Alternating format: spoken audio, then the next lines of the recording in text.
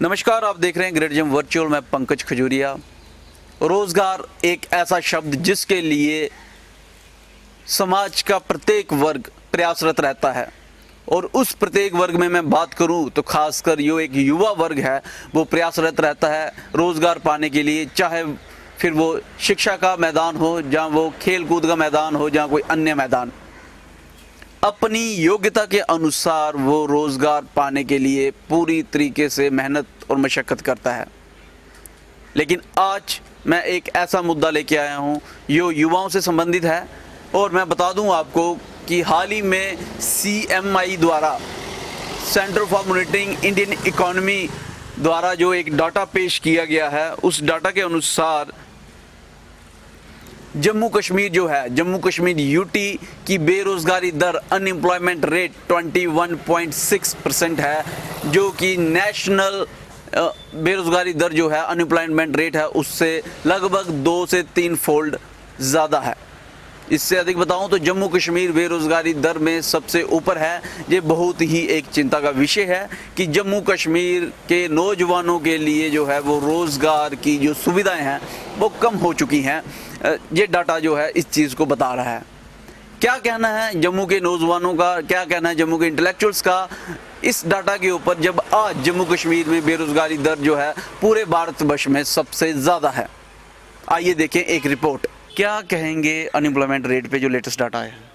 Sir, unemployment तो हमें काफ़ी देर से पता चल रहा था। जिस हिसाब से फॉर्म्स फिल हो रहे हैं, नॉर्मल 4th क्लास की वैकेंसी जो निकल रही है लाखों के हिसाब से, PhD वाले, जैसे अभी आपने देखा होगा कि जो चपरासी की 4th क्लास की वैकेंसी, उसमें से ग्रेजुएट वाले एलिमिनेट कर दिए गए। तो ऐसे पता चल रहा था कि अगर 4th क्लास वाले PhD वाले स्टूडेंट्स भर रहे हैं तो पता ही चल रहा था कि वो कब से पहले बैठे हुए हैं, फ्री बैठे हुए हैं, कुछ नहीं। सर, मैं अपना बताऊं, मैंने 2018 में जो लाइफ साइंसेज में बॉटनी में नेट किया है, गेट किया है, मगर तब से ना ही कोई अपने सब्जेक्ट में कोई पोस्ट आई है, ना ही लेक्चरर की, ना टीचर की। क्या करें सर, अभी इसी लाइन में JK SSB की जाना पड़ रहा है, और 3 लाख बच्चों में कम्पीट करना पड़ रहा है। तो अनएम्प्लॉयमेंट है ही सर, ज़्यादा सफ़र कर रहे हैं। क्या करना है सर अब? क्या कहेंगे अनएम्प्लॉयमेंट के ऊपर? देखिए, बड़े अफसोस की बात है कि जम्मू कश्मीर अनएम्प्लॉयमेंट रेट की बात करें तो उसमें पूरे भारत में जो है वो टॉप कर रहा है। 21.6 अनएम्प्लॉयमेंट रेट होना एक बहुत ही चिंता का विषय है। पिछले 2 वर्ष से जिस तरीके से कोरोना से पहले से ही यूथ जो है वो जूझ रहा है, उससे पहले 370 जब हटाई गई, उस वक्त भी लगभग 1 साल जो है जम्मू कश्मीर में अनरेस्ट रहा। तो कहीं ना कहीं जम्मू कश्मीर के जितने भी युवा हैं उसमें एक शोक की लहर है। अनएम्प्लॉयमेंट वाकई में बहुत ज़्यादा बढ़ती जा रही है। प्राइवेट सेक्टर जिसके बड़े बड़े दावे किए गए थे 370 हटने के बाद, उसका कोई नामो निशान जम्मू कश्मीर में नज़र नहीं आ रहा। बहुत सारी वैकेंसी सुनने में आता है JK SSB PSC के पास खाली पड़ी हैं, लेकिन सरकार ही बता सकती है कि क्यों उनके ऊपर अभी तक भर्तियाँ शुरू नहीं की गई, क्यों उनकी रिक्रूटमेंट नहीं की जा रही, और जिनकी की जाती है कहीं कहीं लंबे समय तक जो है उनको पूरे तरीके से फिल नहीं किया जाता। आपने देखा होगा अकाउंट्स असिस्टेंट की अपॉइंटमेंट होने के बाद भी कितने लंबे समय तक उनको अपनी ज्वाइनिंग के लिए वेट करना पड़ा। तो मैं ये समझता हूँ कि एडमिनिस्ट्रेशन को, चीफ सेक्रेटरी को, LG जम्मू कश्मीर को गंभीरता से इस चीज़ के ऊपर सोचना चाहिए, और जल्द से जल्द सरकारी दायरे में जितनी भी नौकरियाँ हैं उसको निकालना चाहिए, और प्राइवेट सेक्टर को भी जल्दी से जल्दी जम्मू कश्मीर में ग्रोथ देनी चाहिए, जिससे जम्मू कश्मीर के युवाओं को जो है वो रोज़गार मिल सके। दावा किया जाता था कि एम्प्लॉयमेंट बढ़ेगी जम्मू कश्मीर के अंदर।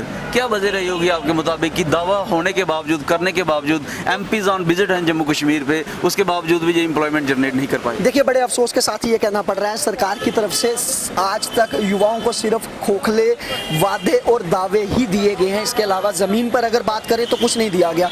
300 के आसपास MPs आए, दर्जनों की तादाद में केंद्रीय मंत्री आए, लेकिन किसी ने भी एम्प्लॉयमेंट के ऊपर बात नहीं की, किसी ने भी एम्प्लॉयमेंट देने की बात नहीं की। अभी पिछले दिनों जम्मू कश्मीर में स्टील मिनिस्टर थे, हमने उनसे भी सवाल किया कि आप क्यों नहीं कोई स्टील का कारखाना शुरू करते, लेकिन उनका भी ये कहना था कि हम चर्चा करेंगे। आखिर चर्चा किससे करनी है? आप खुद एक यूनियन मिनिस्टर हैं उस मिनिस्ट्री के, अगर आप फैसला नहीं ले सकते तो कौन फैसला लेगा? कहा तो बहुत कुछ चाहता था कि जम्मू कश्मीर को सोने की चिड़िया बना दिया जाएगा, लेकिन असल में क्या है, असलियत आपके सामने है। क्या कहेंगे सर? ये सबसे बड़ी फेलियर है BJP की, भारतीय जनता पार्टी की, कि एम्प्लॉयमेंट के ही आस में, एम्प्लॉयमेंट के ही उम्मीद में लोगों ने, यंग जो लोग हैं उन लोगों ने BJP को वोट किया था। मोदी जी से कोई उम्मीदें लगाई थी कि वो हम सभी को रोज़गार देंगे, लेकिन अब ऐसा है कि स्थिति ऐसी है कि अब हम देख सकते हैं कि BJP अब इसमें फ़ेल हो चुकी है। इसके पीछे का कारण ये है कि जो मेन मुद्दे हैं, जैसे अनएम्प्लॉयमेंट हो गया, फाइनेंशियल क्राइसिस हो गया, पेट्रोल के दाम जैसे बढ़ रहे हैं, ये सारी मेन मुद्दे हैं जिस पे डेवलपमेंट नापी जाती है। अब वो मीटर जो है वो चेंज हो चुका है, अब वो डेवलपमेंट दूसरे चीज़ों में नापी जा रही है कि हमने एब्रोगेशन कर दिया आर्टिकल 370 की वगैरह वगैरह। लेकिन जो मेन डेवलपमेंट है जिसमें पर्सनालिटी की भी डेवलपमेंट होती है, क्योंकि आप जानते हैं हम जो यंग लोग हैं वही इस देश की जो है आने वाला फ्यूचर है। आने वाला फ्यूचर है। तो वो उस आने वाले फ्यूचर का ख्याल ना रखते हुए लोगों को बेवकूफ़ बनाते हैं, और ये एकदम से फेल है। इनका कोई कामयाबी इनको इसमें नहीं मिली है, ये जनरेट ही नहीं कर पाए, इनको पता ही नहीं है कि जनरेट करना कैसे है, कैसे नई नई फील्ड्स निकाली, नई नई जॉब्स निकालनी है। तो मेरा ये मानना है कि बीजेपी जो है उनको सत्ता छोड़ देनी चाहिए, क्योंकि यंग जो हमारे हैं जितने भी, उनके लिए वो कुछ नहीं कर पा रही है। अनएम्प्लॉयमेंट रेट जो 21.6 बढ़ गया है, इस पे सरकार को थोड़ा विचार विमर्श करना चाहिए। क्या इसके पीछे क्या कारण रहे हैं। जम्मू कश्मीर का यूथ है जो वो एजुकेटेड यूथ है और वो काम करना जानता है। आप देखें जम्मू कश्मीर का यूथ कई सालों से जो है वो बाहर चंडीगढ़, दिल्ली, मुंबई वगैरह में वो जा रहा है। अगर आप यहाँ पे ही कोई पॉलिसी फ्रेम करें, यहाँ पर 370 टूट गई है, बहुत अच्छी बात है। और यहाँ पर लेकिन हम देख रहे हैं इंडस्ट्री लेवल पे या कोई कॉरपोरेट में कोई इतना बदलाव अभी नहीं आया है। तो उसमें गवर्नमेंट को देखना चाहिए जल्दी से उसमें कोई बदलाव लाए और उसे प्रॉपर जो मैनेज करे यहाँ का यूथ है वो उसे यहीं पे काम मिलना चाहिए। और इसके पीछे हम एक और कारण दे सकते हैं कि 21.6 इतना बढ़ गया है पूरे हम स्टेट्स की, ऑल ओवर स्टेट्स की बात करें जम्मू कश्मीर इंडिया की, तो इसके पीछे हम देख सकते हैं कि जैसे जब 370 हटा तो हम देख सकते हैं उसमें कर्फ्यू रहा था। हर एक जम्मू कश्मीर की स्टेट है जो वो बंद रही थी, हर जगह बंद रहे थे। उसके बाद कोरोना की फर्स्ट वेव आई, उसमें बंद रहा सारा सिस्टम। कोरोना की सेकंड वेव आई, उसमें भी बंद रहा। और देख सकते हैं हम इसमें सिर्फ यूथ ही, एम्प्लॉयमेंट को ही नहीं नुकसान हुआ है, हमारे जम्मू कश्मीर के जो बिज़नेसमैन हैं उन्हें भी काफ़ी हद तक इसका नुकसान हुआ है। इसके पीछे ये भी एक कारण है, लेकिन इस पे धीरे धीरे गवर्नमेंट को इसकी तरफ जो है केंद्र सरकार को थोड़ा विचार विमर्श करना चाहिए। फिर से यूथ को जो है मौका देना चाहिए, यहीं पे उनके लिए आप स्कीम्स लाएं, यहाँ पर सेक्टर्स लाएं, इंडस्ट्रीज़ लाएं और यहाँ पर आप उन्हें सोचें कुछ यूथ के बारे में। सर, अनएम्प्लॉयमेंट रेट जो है जम्मू कश्मीर का अक्रॉस द इंडिया हाईएस्ट है, क्या देखिए जम्मू कश्मीर का अनएम्प्लॉयमेंट रेट अक्रॉस इंडिया जो हाईएस्ट आया है, अनप्रेसिडेंटेड सिचुएशन है। गवर्नेंस इश्यूज पे फेलियर्स के बाद अब ये आपके सामने एक नया तथ्य आया है जहाँ पे आपको जम्मू कश्मीर का कलेक्टिवली अगर आप देखें तो वर्स्ट अनएम्प्लॉयमेंट रेट मिलेगा। इसी संदर्भ में ये कहना चाहूँगा कि थोड़ी जांच और करें तो आप ये पाएंगे कि जम्मू संभाग को अगर लिया जाए तो अनएम्प्लॉयमेंट रेट से डबल या ट्रिपल होगा, क्योंकि जम्मू कश्मीर के संबंध में आप देखें तो एम्प्लॉयमेंट की अपॉर्चुनिटीज कश्मीर में ही सेंटर्ड रहती है। तो मुझे लगता है कि हमें और थोड़ी रिसर्च करके जम्मू के अनएम्प्लॉयमेंट रेट की फिगर्स हैं वो भी सामने रखनी चाहिए, जिसको देख के आप अचंभित हो जाएंगे और इस प्रपंच से भी बाहर आ जाएंगे कि जम्मू की एम्पावरमेंट के लिए बहुत कदम उठाए जा रहे हैं। मुझे लगता है कि बीजेपी सरकार स्क्वायरली रिस्पॉन्सिबल है इस तरीके के डिसएम्पावरमेंट के लिए।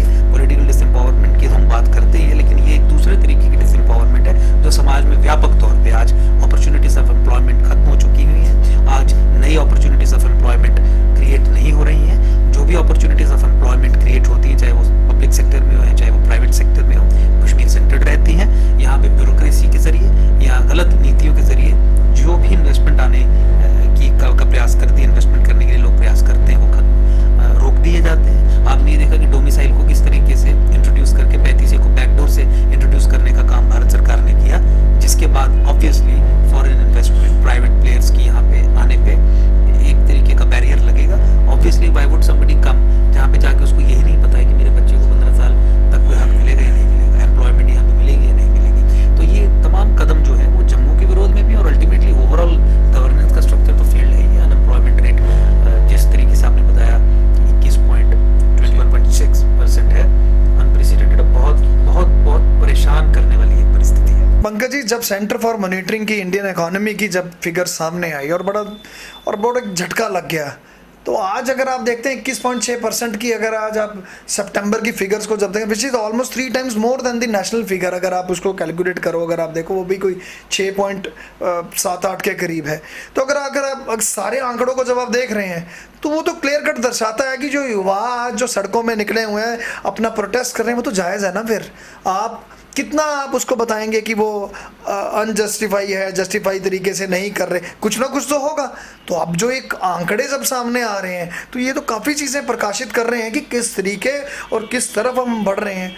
गवर्नमेंट को आज मुझे लगता है कि खासकर हम जम्मू कश्मीर के लिए बड़ी एक शेमफुल बात है जब ये फिगर सामने आई, और मुझे लगता है कि आज गवर्नमेंट को कहीं ना कहीं पर एक बैठ कर एक नीतियाँ, एक इंट्रोस्पेक्ट आत्मचिंतन करना होगा। ऐसी क्या हमारे यहाँ से नीतियाँ ऐसी बन रही हैं जो युवा का आज जो आंकड़ा है अनएम्प्लॉयमेंट में, मुझे शर्म आ रही है बात करते हुए कि आज हम 21.6 का जो आंकड़ा जो है हम सबसे ऊपर जा रहे हैं। जाते तो एक अच्छे तरीके से जाते, एम्प्लॉयमेंट रेट हमारे यहाँ ख़त्म हुआ, जम्मू कश्मीर सबसे आगे था, पर इतना कुछ एक मैसिव करने के बाद भी आज जो फिगर्स आ रही हैं दैट वाज एस्टॉनिशिंग। मतलब आपको, हम लोगों को आज कहीं ना कहीं बैठकर, मैं तभी कह रहा हूँ, इंट्रोस्पेक्ट करने का समय आ गया है। हमें सोचना पड़ेगा, गवर्नमेंट को भी सोचना पड़ेगा। गवर्नमेंट कह रही है कि बहुत सारी नीतियाँ जो हैं वो पीपल फेवरेबल नीतियाँ जो हैं जम्मू कश्मीर में इम्प्लीमेंट कर रही हैं, लेकिन आंकड़े ऐसे नहीं बता रहे। ये अगर फेवरेबल होती तो ये फिगर्स आपके सामने ही है। ये तो खुद सेल्फ एक्सप्लेनेटरी फिगर्स है ना, अब आपने नहीं बनाई, मैंने, ये तो CMI ने बनाई है। Centre for monitoring Indian economy जो है उसने फिगर्स दी, उसने कोट की फिगर्स की जम्मू कश्मीर का जो है अनएम्प्लॉयमेंट का आंकड़ा 21.6%। दैट क्लियर कट शोज कि कहीं ना कहीं पर जो रिफॉर्म्स जो हैं, जो यूथ को लेकर जो एक पॉलिसीज़ बनाई जा रही हैं, मुझे लगता है कि उस पर आत्मचिंतन करने का समय है। अब नहीं करोगे तो कब करोगे? और मुझे लगता है कि LG महोदय भी, हमारे LG साहब भी इस चीज़ का पूरा संज्ञान ले रहे होंगे, और मुझे लगता है कि आने वाले दिनों में शायद ऐसे फिगर्स आने के बाद वो भी सोचेंगी कि वाकई ही कहीं ना कहीं उनके जो विभाग में या उनके डिपार्टमेंट्स में कुछ ना कुछ ऐसी चीज़ें चल रही हैं जिसके कारण ये सब आज उनको भी फेस करना पड़ रहा है। तो इट्स अ राइट टाइम तो नहीं है। आप देखिए, आज अगर कुछ करना शुरू करेंगे उसके रिजल्ट आगे आएंगे। आज अगर 21.6% की अगर फिगर आई तो ये पीछे चलता आ रहा होगा। ये अगर आप बोलो कि एक ओवरनाइट हो गया, ऐसा तो नहीं है।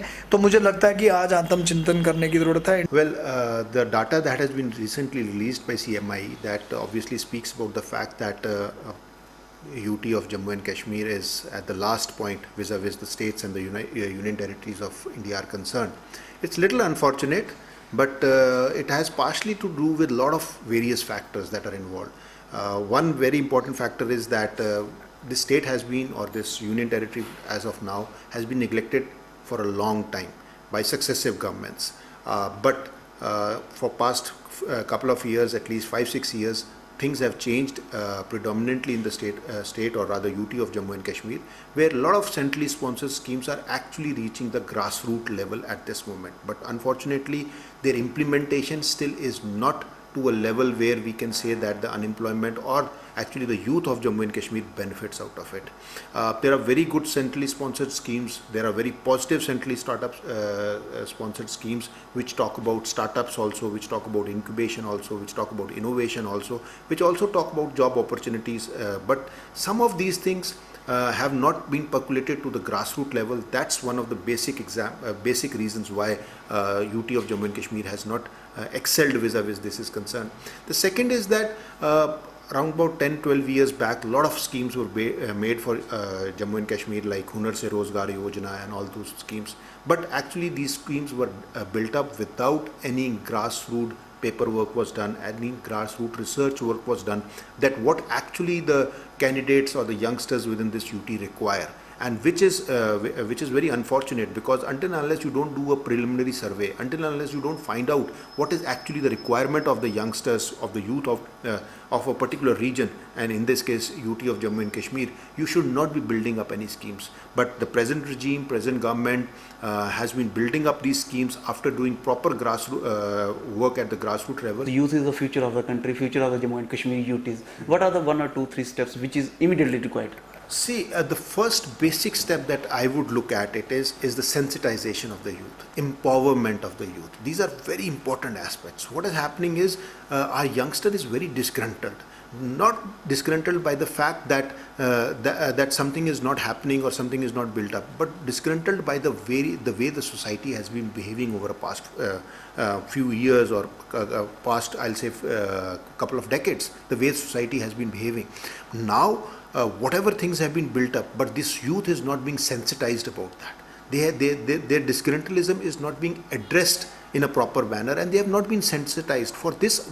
As I already talked about the fact that we need professionals. We need professionals. We need people with requisite expertise to come forward and help them guide to build up whatever schemes are coming, whatever ideas that the government of India is building up vis-a-vis this the youth of UT of Jammu and Kashmir is concerned.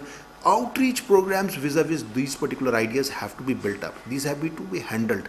This is something which administration is not going to do, but they need professionals to come forward and help in doing that. For example, marketing programs, outreach programs. Who's going to conduct these programs? Nobody has been doing it. It has been left on to the bureaucracy only to build it up. Bureaucracy is specialized in one aspect of the society, in one aspect of the administration, but bureaucracy is not specialized vis-a-vis what I will refer towards is building up youngsters are concerned and helping them understand what are the pros and cons of entering the hospitality industry, what are the pros and cons of entering the tourism industry, what are the pros and cons of entering the manufacturing industry. So that all has to be handled by the professionals. And from this, another one very important aspect that emanates over here is the fallout of the industry vis-a-vis our state is concerned. Tourism, horticulture, floriculture, agriculture, these are our core competencies, but unfortunately they have never been built up. ये थी एक report unemployment rate के ऊपर जो हाल ही में CMI द्वारा निकाली गई थी, जिसमें जम्मू कश्मीर में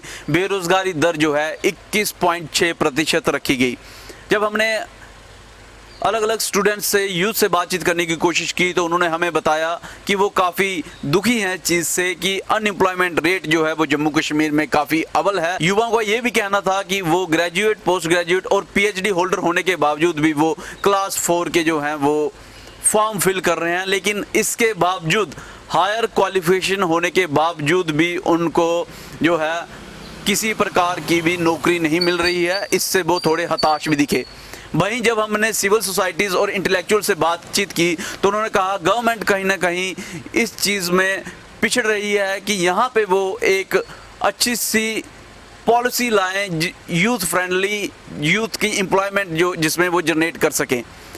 जो पॉलिसीज़ हैं उसमें कहीं ना कहीं वर्कआउट करने की ज़रूरत है। यूथ के नुमाइंदे को, सोसाइटी के नुमाइंदे को बीच में बिठाने की ज़रूरत है, प्रोफेशनलिज्म को बीच में लाने की ज़रूरत है। स्कीम्स तो आ रही हैं, रिक्रूटमेंट जो है वो तो निकल रही हैं, लेकिन ग्राउंड में वो रिक्रूटमेंट्स जो हैं इम्प्लीमेंट नहीं हो रही, क्योंकि जो प्रोफेशनलिज्म है वो कहीं ना कहीं लैक कर रहा है और इसकी जिम्मेवारी सरकार की है कि वो इस चीज़ को पूरा करे। आप देखते रहिए ग्रेट जम्मू वर्चुअल। कैमरामैन काका जी के साथ मैं पंकज खजूरिया। जय हिंद।